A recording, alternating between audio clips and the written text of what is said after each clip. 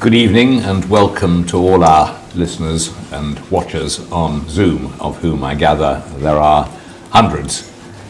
This is a lecture to be given by Christopher Vajda QC, formerly the last UK judge at the Court of Justice, and I'm interested to note that among the topics he will be discussing is the successor jurisprudence to the Achmea decision, which he and I, and indeed the organizer of the lecture from UCL, Martins Paparinskis, discussed very shortly after it was decided in spring 2018 in the just as pleasurable surroundings of an Ottoman seminary in Kavala, Greece.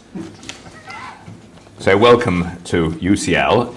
As I've said, Christopher was, if I may say so, a very effective proponent of the common law approach as a UK judge in the Court of Justice, and it's perhaps a shame that he's not still there to influence the jurisprudence, but during his course he did develop a particular expertise in investor-state dispute resolution and sat on, among other things, the opinion on free trade agreement with Singapore and the CETA agreement with Canada.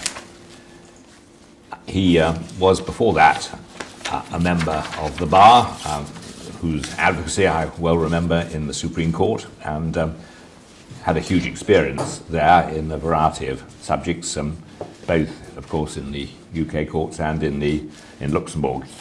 He's a contributor, a writer, quite prolific in recent years, and a speaker all over the world. He is also a visiting professor at a rival institution, King's College, and a lecturer in private international law at Luxembourg University. He was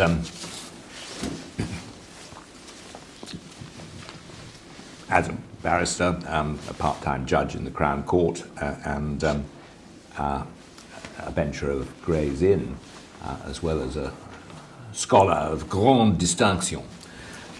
So, Christopher, we look forward very much to hearing you speak on the subjects you've chosen.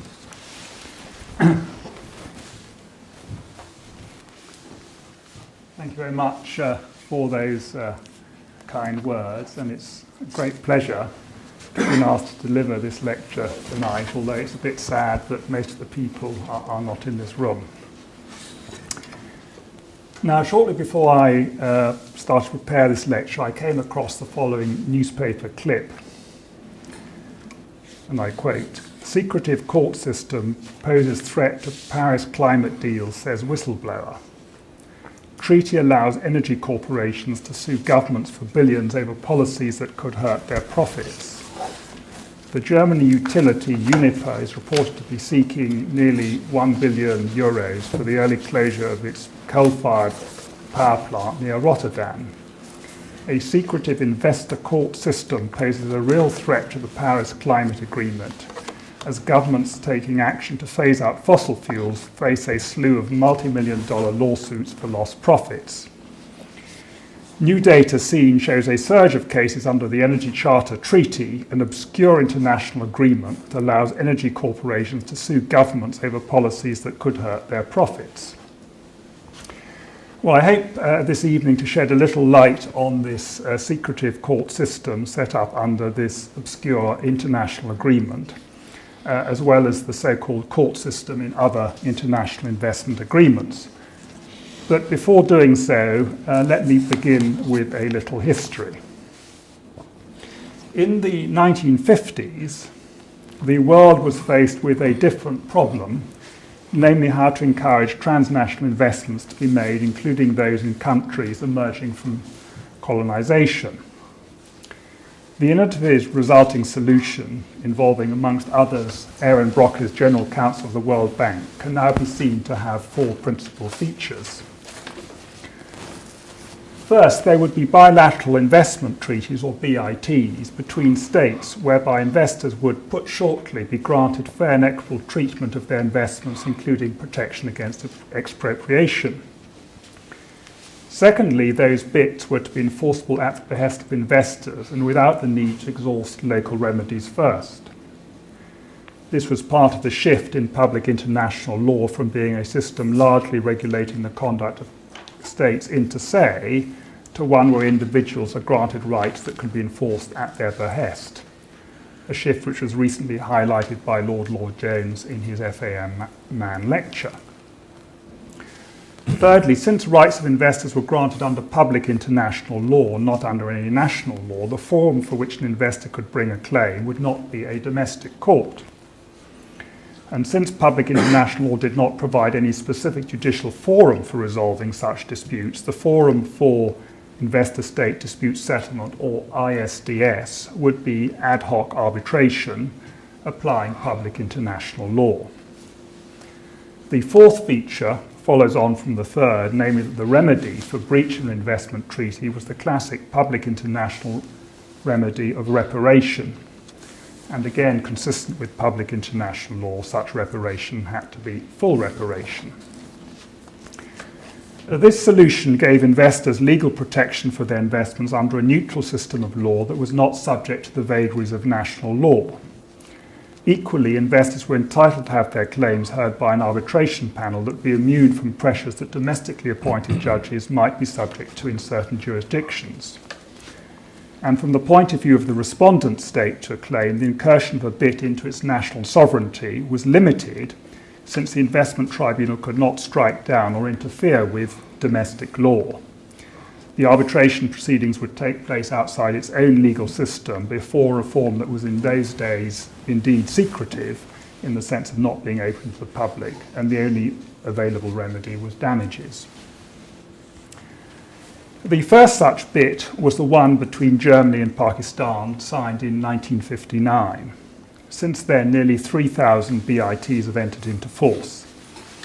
They have become a global phenomenon. Indeed, they are not just restricted to agreements between developed and developing countries, as is shown by the claim I mentioned at the beginning of the German utility against the Netherlands. The success of BITs is illustrated by the encouragement given by the European Commission in the early 1990s to the conclusion of BITs between, on the one hand, the states of Central and Eastern Europe, who wished to accede in due course to the EU, and on the other hand, existing members of the EU. The aim was to attract investment in those mainly formerly communist countries by investors from the EU. And indeed, the wide acceptance of the BIT model was underscored by its replication on a multilateral basis, most notably with the Energy Charter Treaty I referred to at the beginning, ECT. This was signed in 1994 and now includes over 50 states as well as the European Union.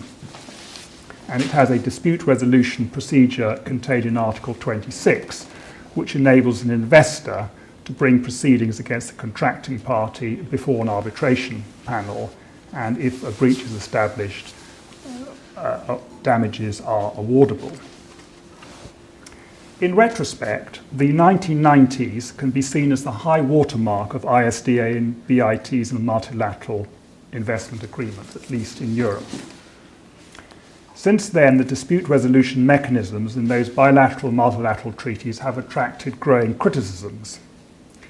I will focus just on two aspects: the remedy of damages and the suitability of arbitrators adjudicating such disputes. On the issue of damages, there's been growing criticism of large awards of damages by tribunals to investors. Such awards are now invariably published and so attract public attention. Such awards are said by their critics to have a chilling effect on the legislator and its right to regulate in the public interest, such on grounds of public health and the environment. Let us assume that a legislator adopts a measure in good faith to restrict or limit an economic activity on public interest grounds. A court holds that the measure was justified, but on balance does not survive a proportionality challenge. The risk of a large damage award in such circumstances might indeed chill the legislator into either doing nothing or something which does not fully address the public interest problem. It is largely for this reason that English law has eschewed damages as a remedy for unlawful public acts. As Baroness Hale said in Quiet Fishing, our law does not recognise a right to claim of damages for losses caused by unlawful administrative action. This principle of English law reflects a similar principle in many other jurisdictions. Thus, by way of example, the Court of Justice has adopted the same restrictive approach to the award of damages in the EU for unlawful action by institutions, and the same for damages against a member state in Factortame number 3. However, the high hurdle for granting damages is compensated in most legal systems, and certainly the English and the EU one, by remedies such as quashing, annulment and declarations, coupled with the grant of interim relief where necessary. By contrast, the position in international law is very different. An international tribunal cannot itself annul a state measure. Instead, the customary rule of international law is that there must be reparation for international wrongs. This is a well-established principle, originating as it does from the judgment of the Permanent Court of International Justice in the Factory at Chorzo case, delivered almost a century ago, and is now reflected in Article 31 of the Articles on Responsibility of States for International Wrongful Acts, adopted by the ILC in 2001, and I quote, "The responsible state is under obligation to make full reparation for the injury caused by the internationally wrongful act." There is, however, a provision, Article 55 in the Articles, a lex specialis, which permits the principle of reparation to be parted from, and I quote, "where and to the extent the conditions for the existence of an international wrongful act or the content or implementation of the international responsibility of a state are governed by special rules of international law." The commentary to the Articles give two examples, remedies under the WTO and the European Convention on Human Rights. In their different ways, both of these regimes modify the rule of compensatory damages with a more tailored regime. Thus, in the case of the WTO, compensation is provided, and I quote, "only if the immediate withdrawal of the measure is impractical and as a temporary measure pending the withdrawal of measures which is inconsistent with a covered agreement." Moreover, compensation in the WTO sense refers only to future conduct, not past conduct. And as many of you are familiar with, in the case of the Convention, the European Convention on Human Rights, Article 41, entitled Just Satisfaction, provides that if a court finds there's been a violation of the Convention or the protocols thereto, and if the internal law of the high contracting party concerned allows only partial reparation to be made, the court shall, if necessary, afford just satisfaction to an injured party. I now turn to the other criticism voiced against ISDS and BITs and multilateral investment agreements, namely the suitability of arbitrators adjudicating such public law disputes. The argument here is that it is wrong in principle for an adjudication body that sits outside the ordinary court system to decide whether a public law measure is lawful. In particular, it is said that arbitrators do not understand the concept of public interest in the way that a judge would. Further, arbitrators should not be entrusted with this job as they do not have the same independence as a judge. They have no fixed term of office like a judge and hence depend on repeat appointments. Some of them are also engaged in so-called double hatting, that is to say, acting as arbitrator in one case and then in counsel in another case, which further undermines their independence. Now, while there are limits to the principle of party autonomy, there is no universal consensus on what those limits are. Thus, in the recent Supreme Court decision in Halliburton and Chubb, Lord Hodge, giving the judgment for the majority, observed that there is no uniform perception of the role and obligation of a party-appointed arbitrator.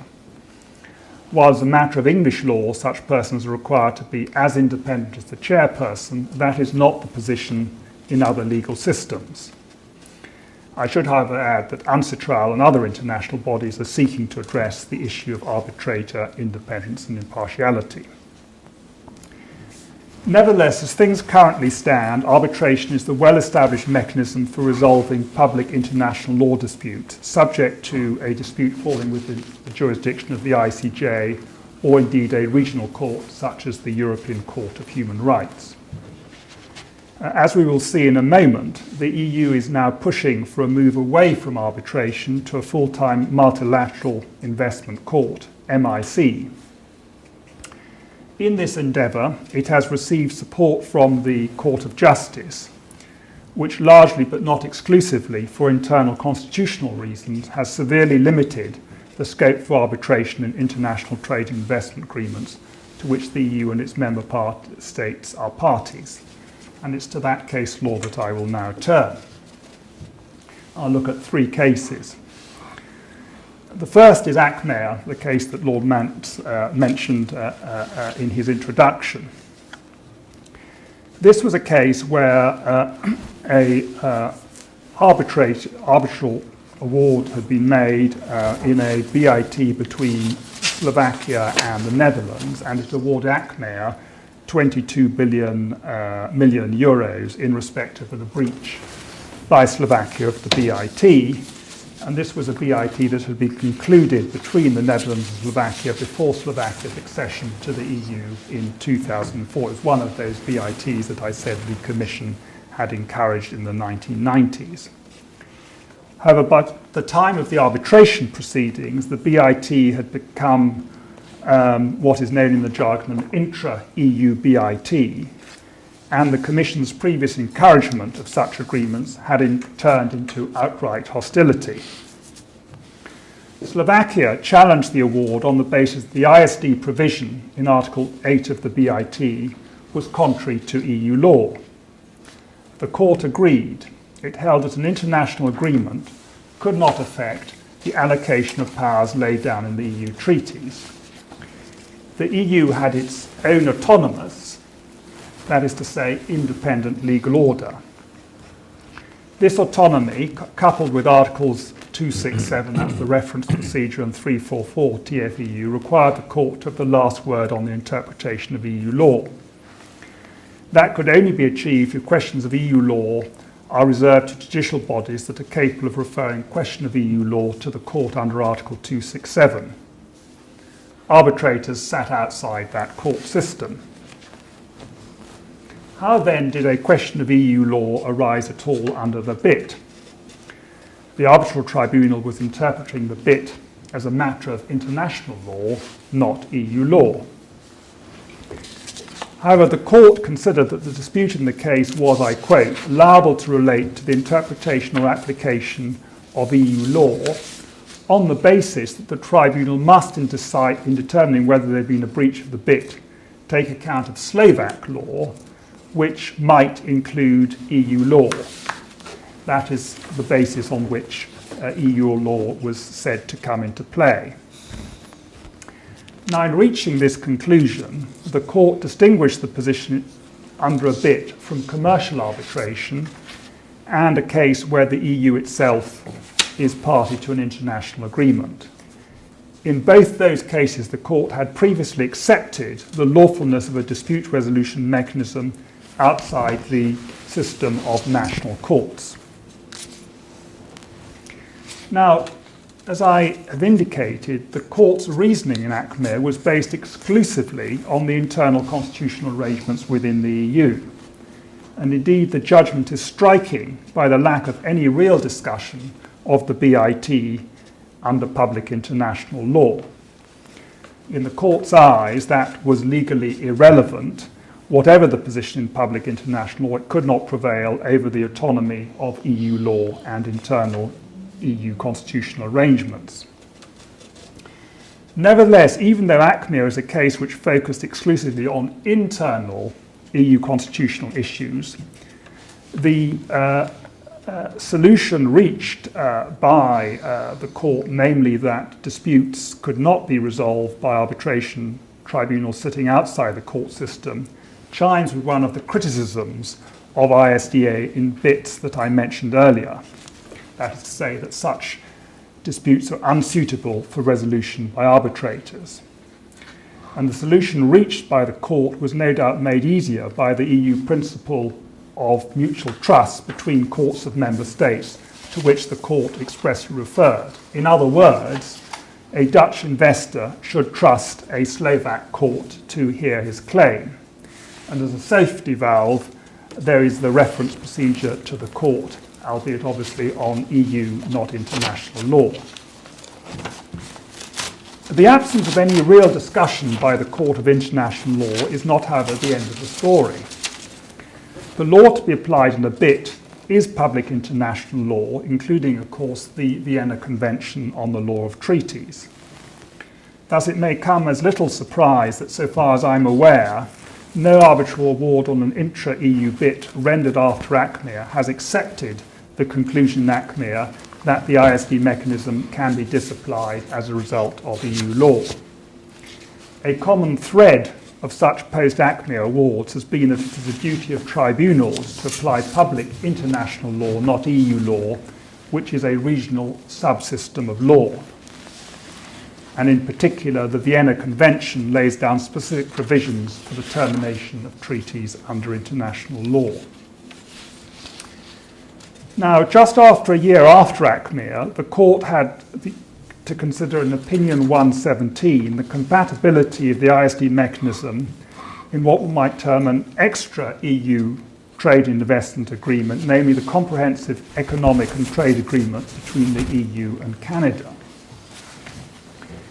The opinion procedure, which is laid down in Article 218.11 TFEU, enables a member state or an EU institution to ask the court to rule on whether a proposed agreement is compatible with the treaties. Where the opinion is adverse, the agreement may not enter into force unless it is amended to comply with the opinion. The opinion procedure is a very useful provision, similar to the concept of a declaration in English law, as it promotes legal certainty. Belgium asked the court whether the principle of autonomy precluded the EU giving effect to the ISDS in CETA, and its request also reflected some of the criticisms made of BITs to which I've referred to at the beginning of this talk, namely the chilling effect on the right to regulate and the arbitration process itself. The ISDS mechanism in CETA had its origins in the ISD provisions that one finds traditionally in BITs and the ECT. However, it differs significantly from traditional ad hoc arbitration, as the CETA sets up a permanent tribunal and appellate tribunal, which has the jurisdiction to award compensatory damages for a breach of a CETA provision. The tribunals have, however, no jurisdiction to determine the legality of a measure alleged to constitute a breach of CETA, but may consider the domestic law of a party as a matter of fact. The court held that the ISD mechanism there was in principle compatible with EU law. It confirmed it was inherent in the ability of the EU to enter into international agreements, that it would also accept the jurisdiction of the international tribunal set up under that agreement. Think, for example, of the WTO. It distinguished ACMEA on two grounds. First, the CETA tribunal was not an intra-EU agreement between member states, but one between the EU and a third country.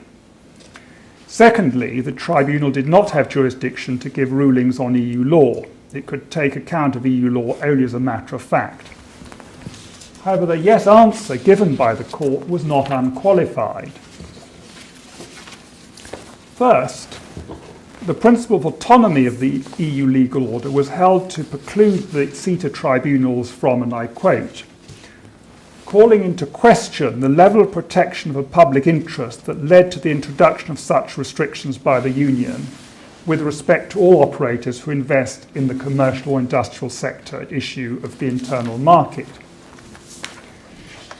By stating that the tribunal could not review the level of protection chosen by the EU legislator, which the court stressed was a democratic process, the court was responding to the argument also advanced by Belgium that an investment tribunal should not be able to undermine the policy choices made by domestic legislators through the chilling effect of damages awards. In other words, the principle of autonomy imposes a limit on the scope of substantive review an outside tribunal can undertake of an EU measure where that measure is challenged as being contrary to CETA. In other words, this principle of autonomy begins to resemble a term that is perhaps more familiar to British lawyers, named the principle of parliamentary sovereignty as formulated by Dicey.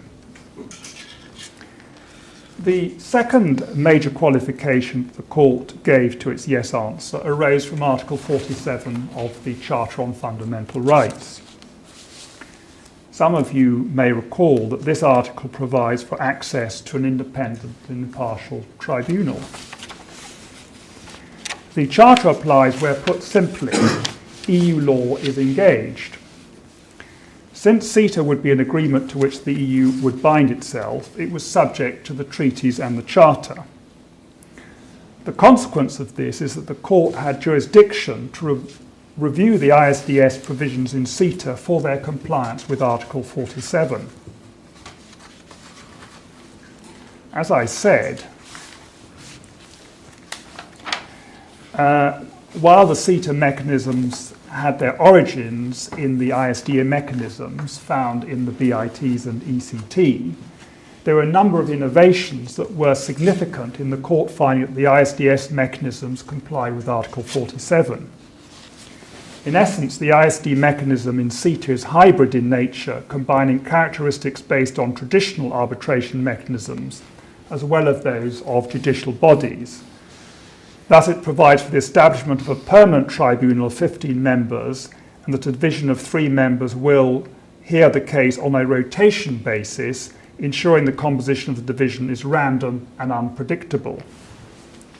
The court referred to point 6F of the joint interpretive instrument that states, and I quote, "CETA moves decisively away from the traditional approach of investment dispute resolution and establishes independent, impartial and permanent investment tribunals inspired by the principles of public judicial systems." And then the court applied its traditional case law on the independence of courts for the purpose of Article 267 when a court is independent for the purpose of a reference, and held that the proposed tribunals complied with that. And as I indicated, the European Commission is itself pushing for an MIC which is intended to address the shortcomings in the ISDS system, and it regards the provisions in CETA as a blueprint on the way. I come now to the last Court of Justice case, namely the recent Komstroy judgment given in September. It is one of those cases, rather like Donoghue and Stevenson, that I suspect will be remembered not for the result, but the principles enunciated. The dispute was between a Ukrainian investor and Moldova. Neither of them had anything to do with the EU. A challenge had been made to an interpretation of the term investment in the ECT made in an arbitral award, and there was a challenge to that award in Paris, and the Paris court made a reference to Luxembourg. The first and obvious issue was whether the court had any jurisdiction to answer this question at all. The court asserted jurisdiction on the basis that agreements such as the ECT, which are approved by an EU decision, constitute acts of the EU, and that provisions of those agreements form an integral part of the EU legal order.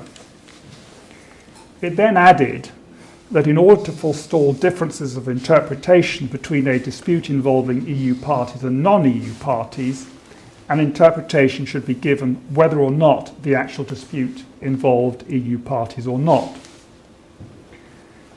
I pause to observe that while the views of the Court of Justice as the judicial body of one treaty party no doubt command respect, they cannot be definitive, in the sense of binding on all parties tasked with interpreting the ECT. The court then went on to consider whether an arbitral tribunal constituted under Article 26 of the ECT would be required to interpret and apply EU law. The answer was yes, because the ECT was an act of EU law. Applying the reasoning in ACMEA, the court concluded that the ECT cannot call into question the autonomy of EU law ensured in particular by Article 267 of the treaty. The court then went on to conclude, without reference to the Vienna Convention at all, that Article 26 was intended to govern bilateral rather than multilateral relations between states. Hence, it could not be applied to disputes between an EU investor and an EU member state.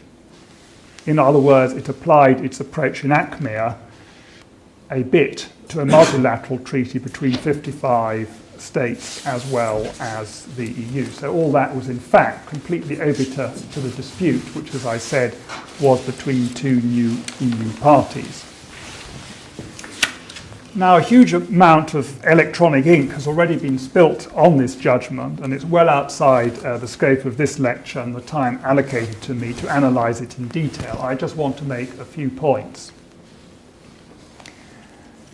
As an international treaty, the ECT is plainly to be interpreted in accordance with the Vienna Convention. Now, Article 3.5 of the Treaty of European Union provides that the EU complies, and I quote, with the strict observance and development of international law. And there is plainly a tension between this obligation and the principle of autonomy. And this was explained, I think, rather well by Advocate General Spoonar in a case called Arena. And he said this, and I quote, "The coexistence of two obligations, namely that of contributing to the observance of international law and that of ensuring respect for the autonomy of the European legal order, can create tensions which the Union must resolve. In that context, in order for an obligation imposed by international law, convention or custom to form part of the legal order of the European Union, that obligation must not call into question the constitutional structure or the values on which the European Union is founded." He then refers to two judgments to illustrate the point, and I'll just look at the second one. And that is the case of Cardi, in which the court held in substance that the obligation imposed by an international agreement cannot have the effect of prejudicing the constitutional principle of the European Union that all EU acts must respect fundamental rights. And he closes by saying this: "Those two apparently contradictory interpretations of the relationship between EU law and international law illustrate the importance of maintaining a balance between safeguarding the European Union's constitutional identity and making sure that the EU law does not become hostile to the international community but is an active part of it." Cardi, which was mentioned by the Advocate General, was probably the most famous example of the court in Luxembourg departing from EU international law, because that was the case where it precluded member states from complying with their international obligations, namely a UN Security Council resolution. However, in that case, it carefully explained why fundamental rights in EU had to prevail over international law. Indeed, that was a case where no rights of Mr. Cardi under international law were removed, but rather EU law granted him rights that did not exist in international law. EU law was used, if I can put it like this, a shield and not a sword. By contrast, the effect of both ACMEA and Komstroy appears to be that EU law precludes, at least within the EU, the enforcement of lawful awards made under international law. The basis on which the court found the ECT to be part of EU law was slim. it relied solely on the fact that there was an EU decision to accede.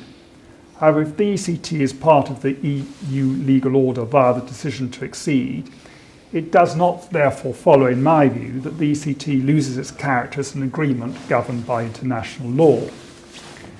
This means that the ISDS provisions in Article 26 have to be interpreted in accordance with the principles of interpretation under Articles 31 and 32 of the Vienna Convention.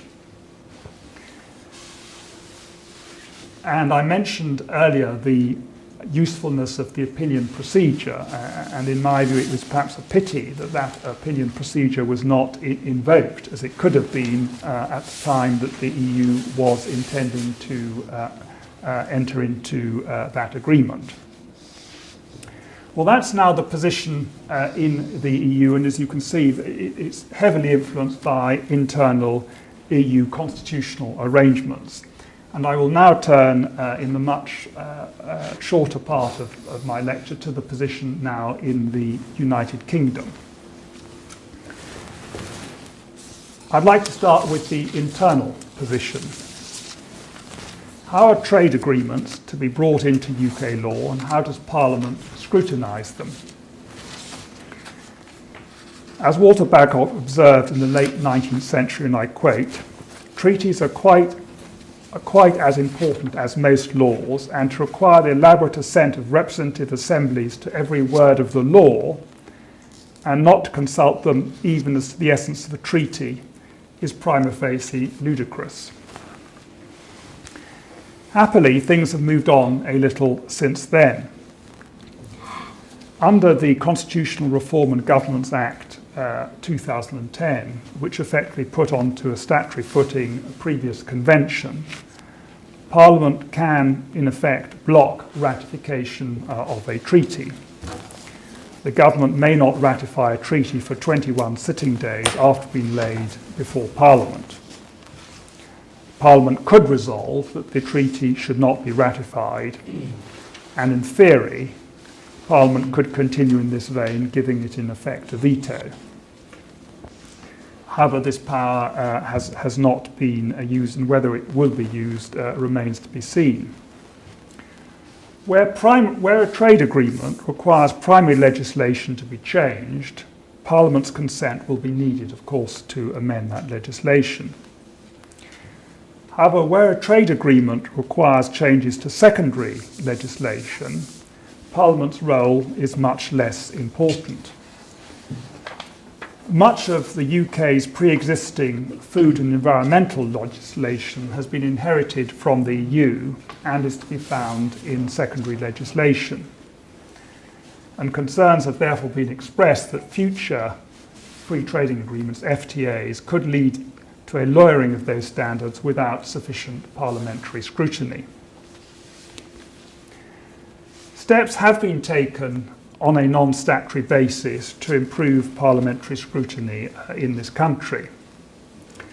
For the trade talks with the United States, Australia and New Zealand, the government set out its negotiating objectives alongside a response to the public consultation as well as an initial economic assessment.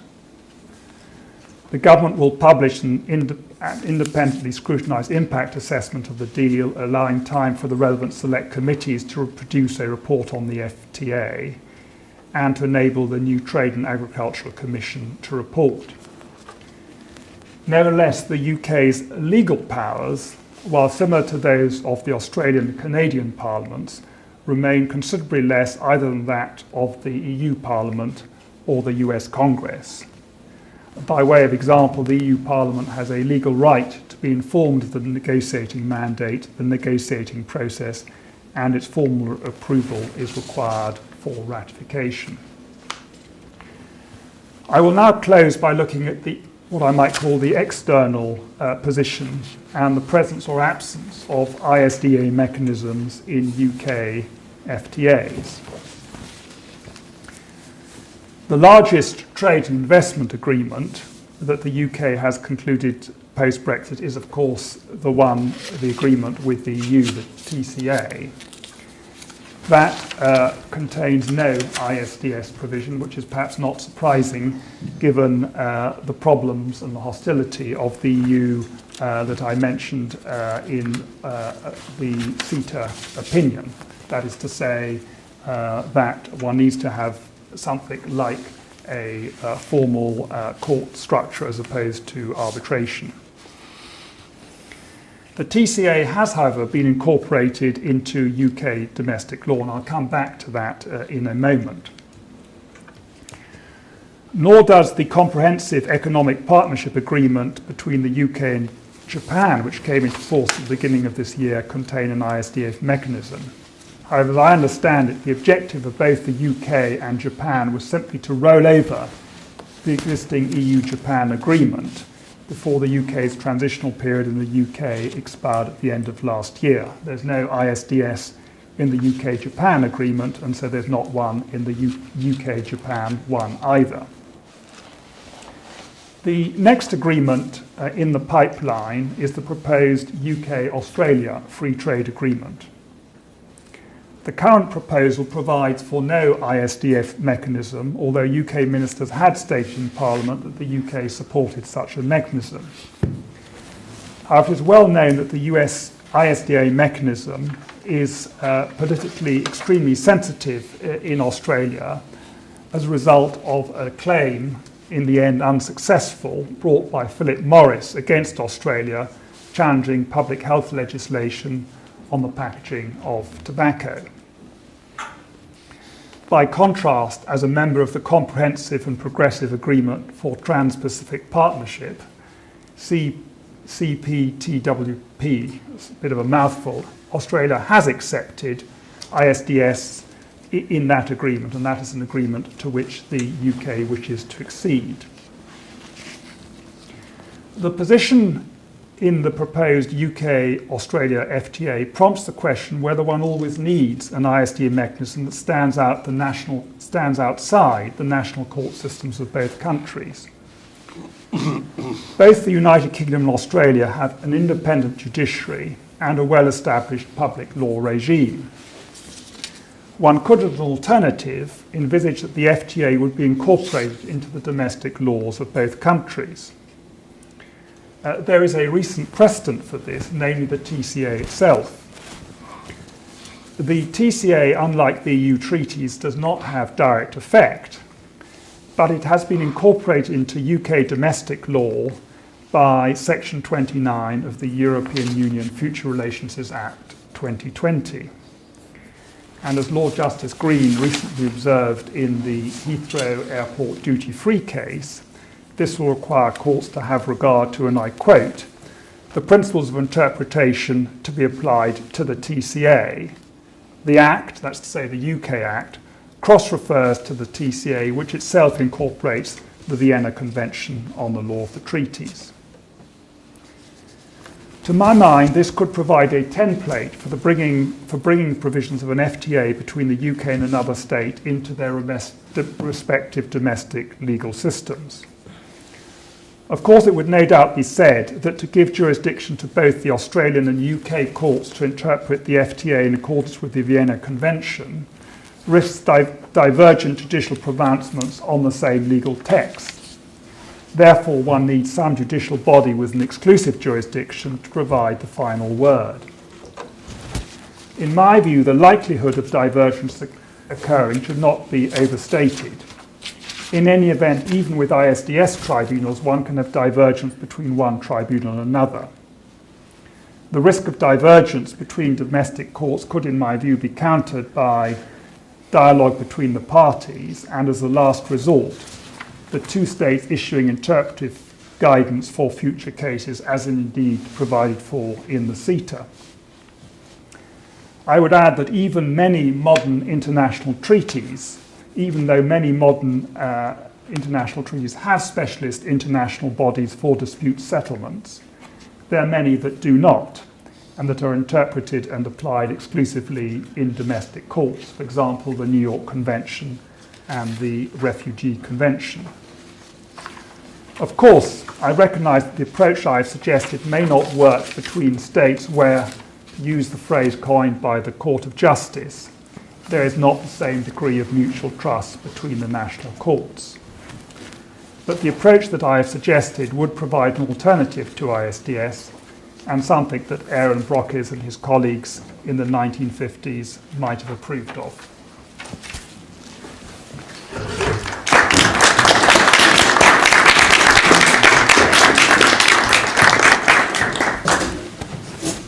Well, thank you, Christopher, for that extremely instructive and wide-ranging talk, and I'm sure that there will be a lot of questions from the floor, as well as some questions on the screen, although the first comment, the question seems can't access no sound. That's rather disappointing, but I hope that was corrected. Are there any questions from the floor before I pick one from here?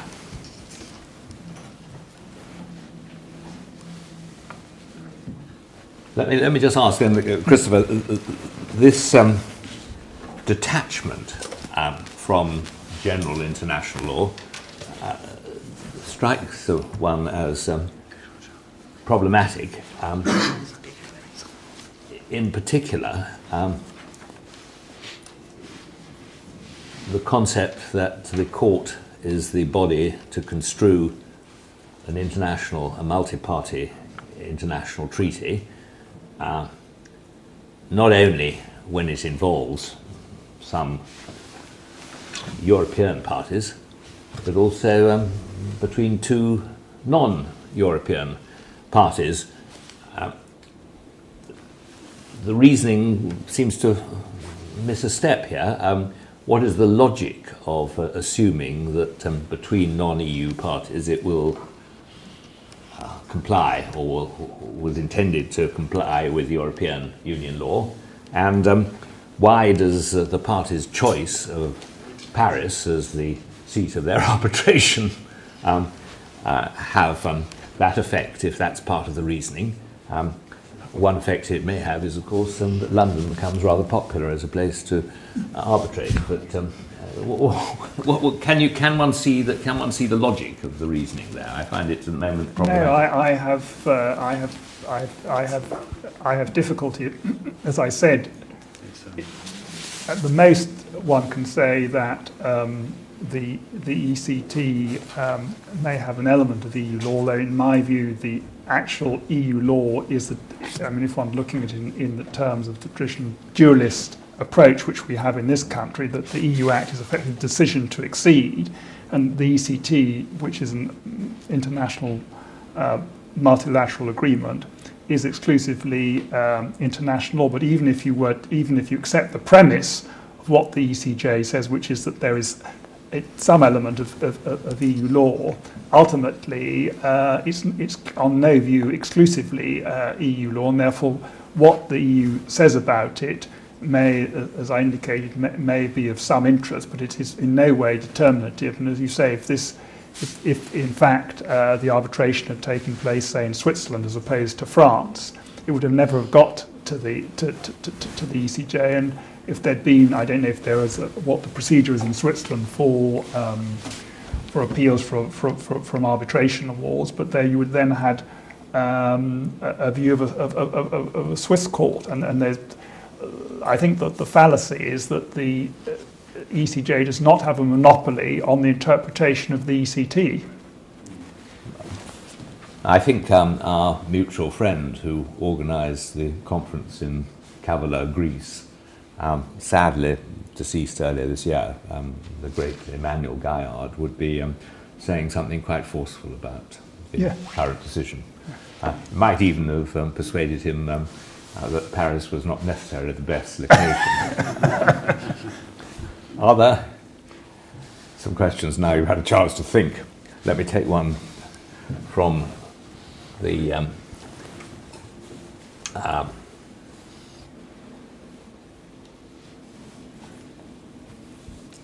there's a question which is slightly off the topic you were talking about, but it would be interesting to have your view. How important is membership of the Lugano Convention 2007 to the UK or to London and its international standing following Brexit, bearing in mind that the European Commission at the moment doesn't seem to be very favourable to our joining, although it's government policy. It's pretty difficult for me to answer that question as to how. I mean, as you know, I mean the Lugano Convention effectively mirrors what was originally the Brussels Convention is I think Brussels recast, which I think Lord Mance, didn't you have a hand in? We had the UK had a strong hand, and I think our surprise actually was supported by France in negotiations, and we entered the negotiations for the revision of the Brussels regime with some trepidation, with the fear. I mean, there was the Heidelberg report, and there were suggestions that arbitration, in particular, was going to be embraced within the convention and so on. Not a bit of it. It all went in the opposite direction, and we got a lot of favourable changes, which unfortunately are not in Lugano. So, I mean, I think because Lugano predates the recast. 2007. Yes, it predates the 2012 revision. Is there any proposal to bring Lugano into line with the recast, or? Well, I think that if we actually joined Lugano, we would be a leading proponent of that, and I don't know whether I don't see why there should be a fear of that. I mean, everybody accepts that the recast Brussels Convention, or Brussels regulation, works reasonably well. Yeah. So.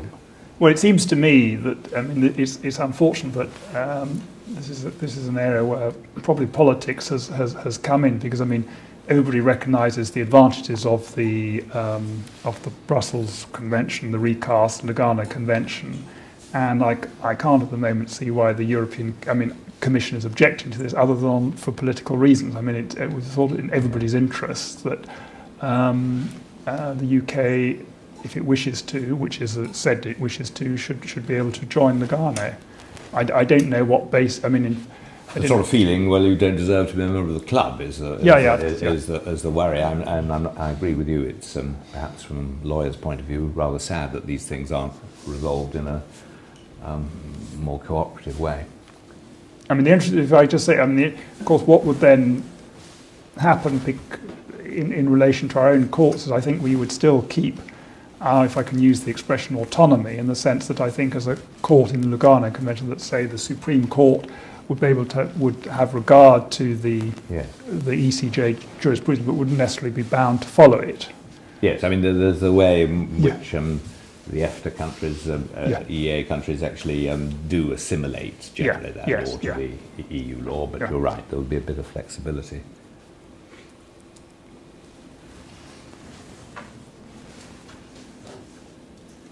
Yes, what are the? Are you able to help us on the practical effects on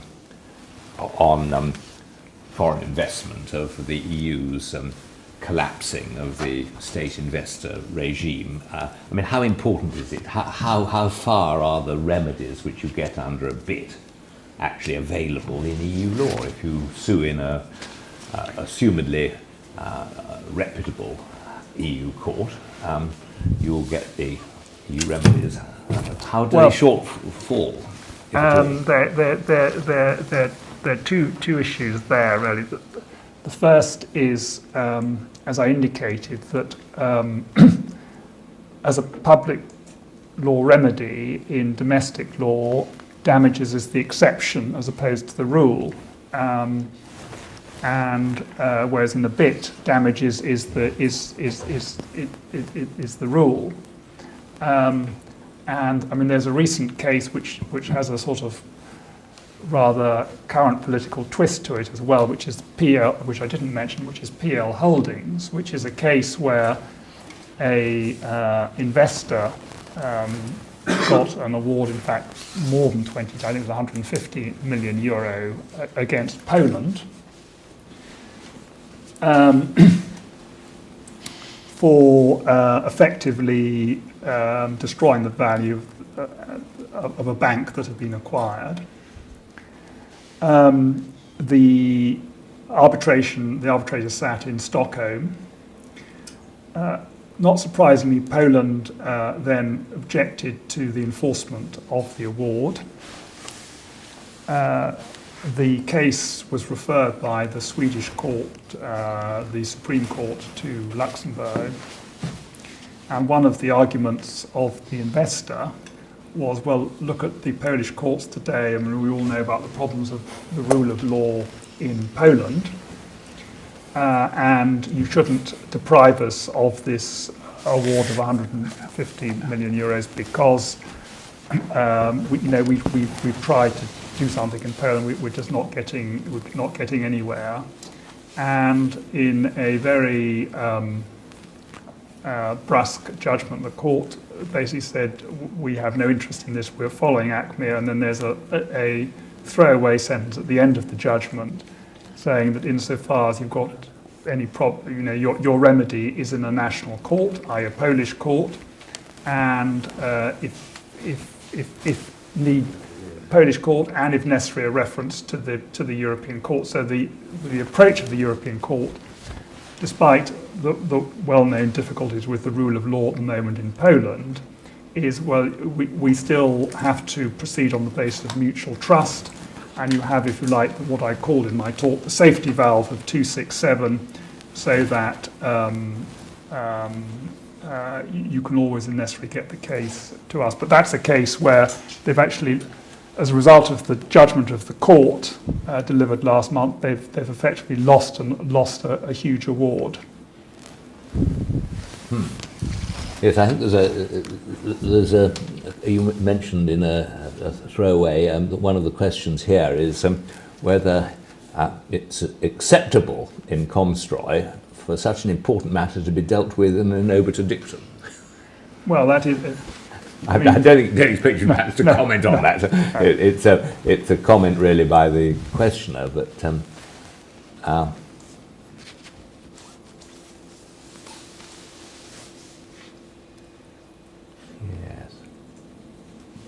There was another question. I'm not sure how we get it. Here we are. Christopher, could I ask? Yes. What questions are actually referred by the national courts to the CJEU? What are they actually asking? Are they asking for in Komstroy or well, Komstroy and the PL case? Yeah. That you Well, just mentioned? the Komstroy is quite extraordinary because the question that was referred by the Paris court is, what is the meaning of investment under article whatever it is of the ECT? Simply like that.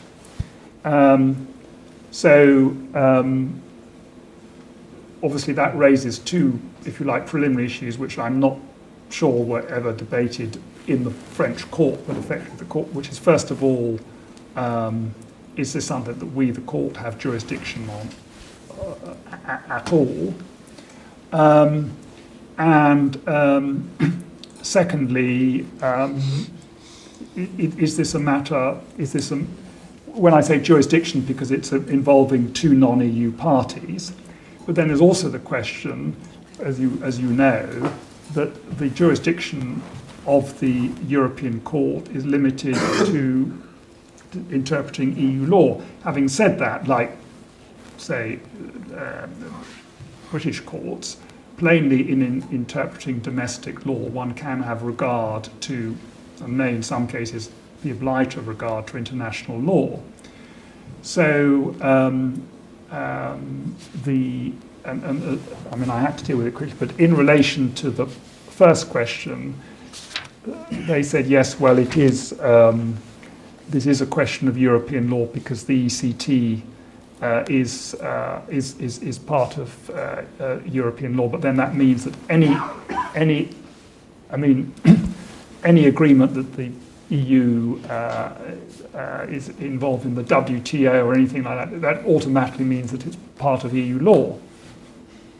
I think what the problem is when they then say, well, it's necessary for us to give interpretation, it's definitive. Well, it's not definitive because it may be a court with a particular status, but it's no more definitive, if I may say so, than, say, the UK Supreme Court. And it would have been perfectly possible for the court to have said, well, we're not going to deal with that. And as Jonathan said, that the bulk of the judgment is a complete obiter, because, as I say, it was a dispute between a Russian and a Moldavian, Moldova, is effectively, can the ECT apply to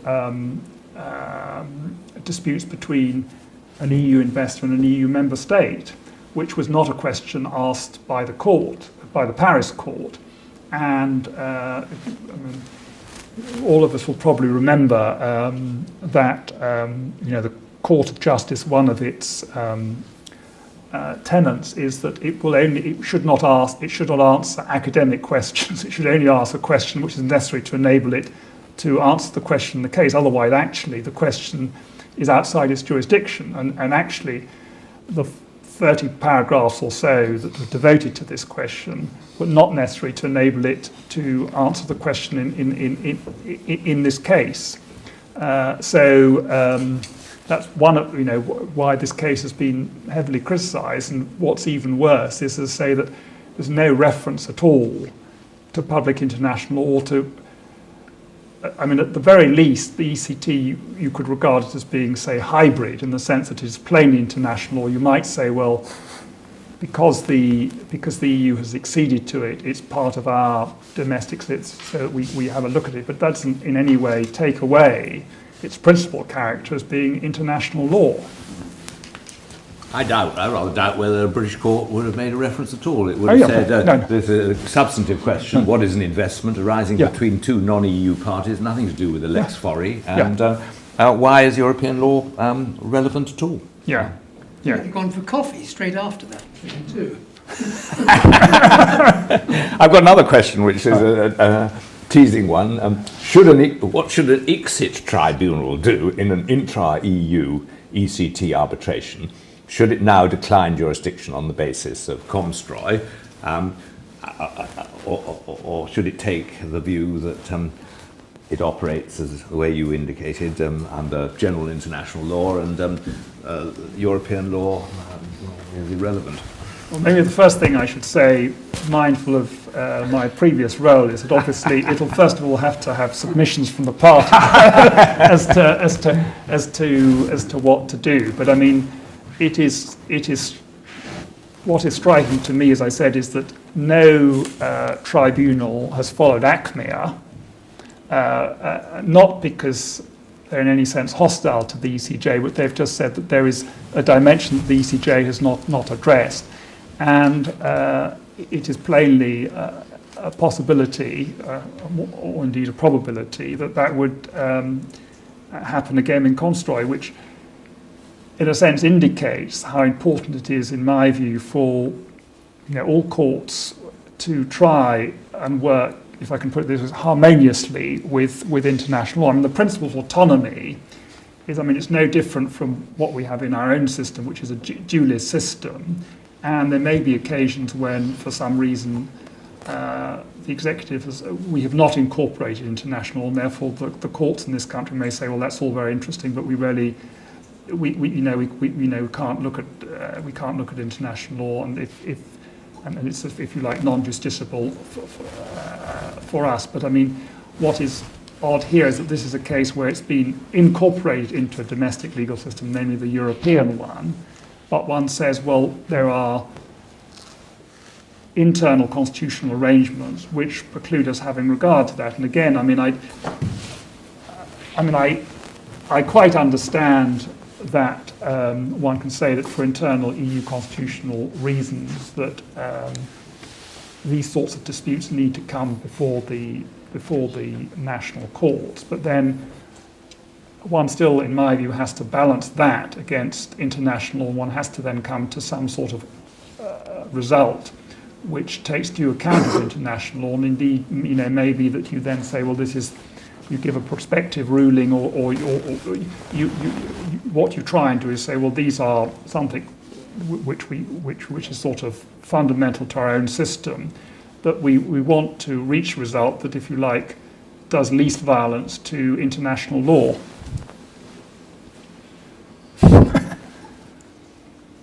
More questions? Yes, there we are. Also, one quick comment. There's also in Komstroy a very sweeping paragraph, which I was 64, not that I know it by heart, but my phone, where the court seems to assume that the ECT is not a multinational treaty. Yeah. It's a bundle of bilateral obligations. So is that, again, of anticipation, what's going to come in the future in the reform of the ECT? And what does the court mean by bundle of obligations? But, I mean, that is, in a sense, that proves the problem with the judgment, because what they have done is they've interpreted Article 26 to say, well, it's actually bilateral, not multilateral. And I don't want to say whether that's right or wrong, but what I do want to say, and I think what is a pity, is that in interpreting Article 26, you have to look at international law, and they haven't done that. And that is, if you look at the judgment, and indeed you look at, I mean, ironically, the Advocate General in Komstroy is also Spooner, who I quoted in the Rena case.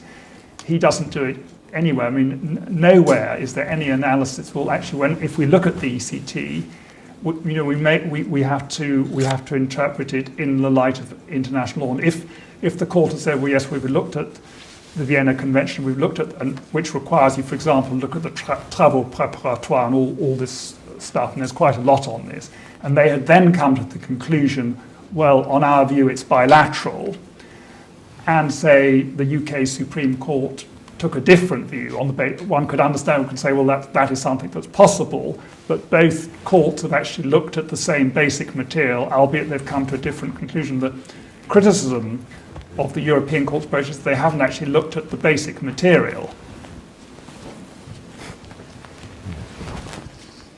There's a question, any more questions? Well, there's one on the screen which would like you to do what your predecessor, Konrad Schimann, sometimes did, which is talk about the internal decision-making process in the court. I mean, who actually engages and writes the judgments? How influential is the role of the rapporteur, who I see as the Italian judge here, appointed in 2018, Professor Rossi?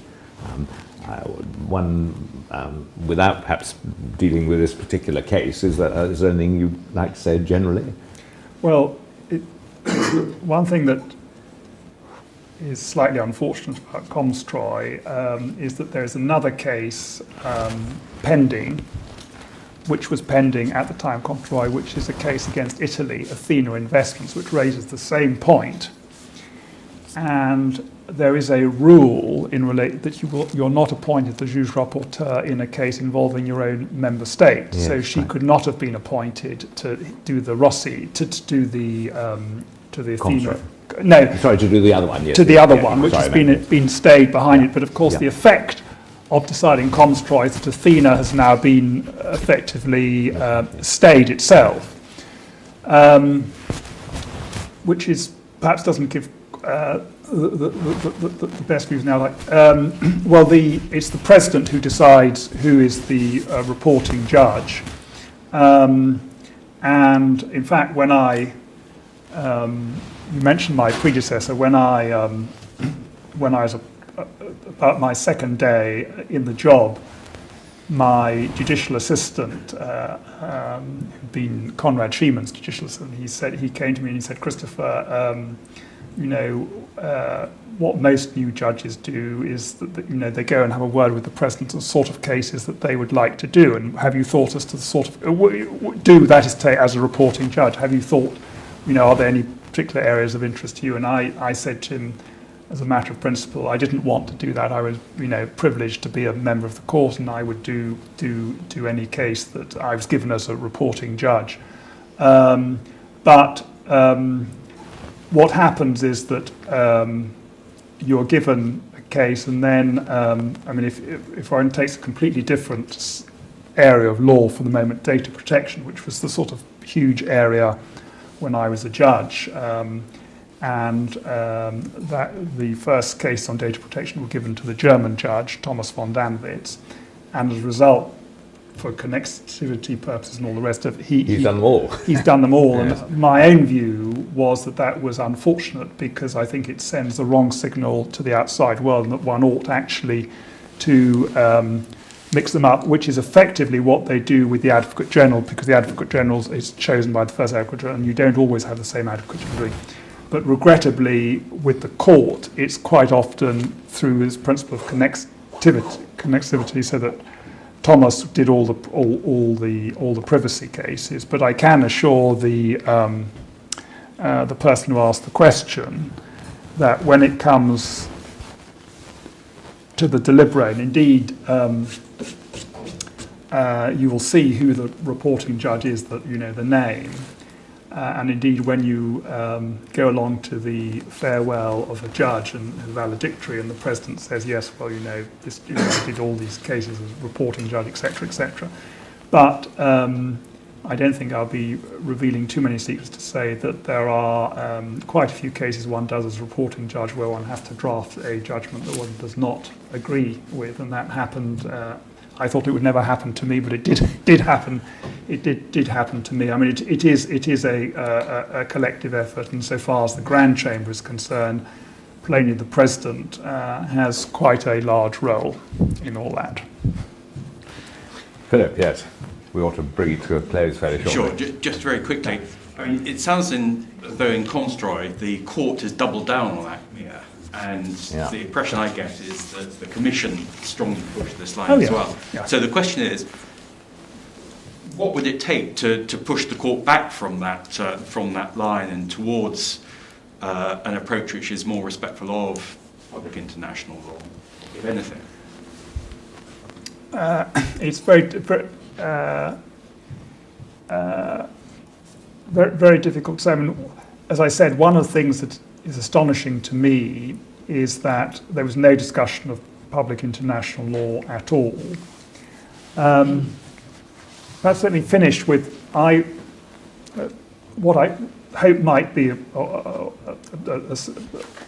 possible analogy. When I was at the court, the Grand Chamber, I mean, it was just by coincidence I wasn't involved, they decided a case in 2015 on VAT time limits.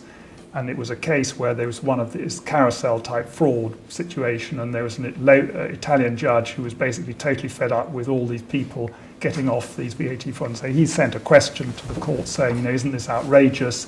And this can't be right. You know, VAT is a European tax and all the rest of it. And it was the Grand Chamber delivered a sort of judgment saying, yes, you're absolutely right. You know, this interferes with the effectiveness of European law, and effectively there are certain circumstances where the national judge has a duty to disapply the time limit. There are a number of people at the court, including some people who sat in that case. I say I didn't sat in that, who said, you know, this case is going to cause us problems.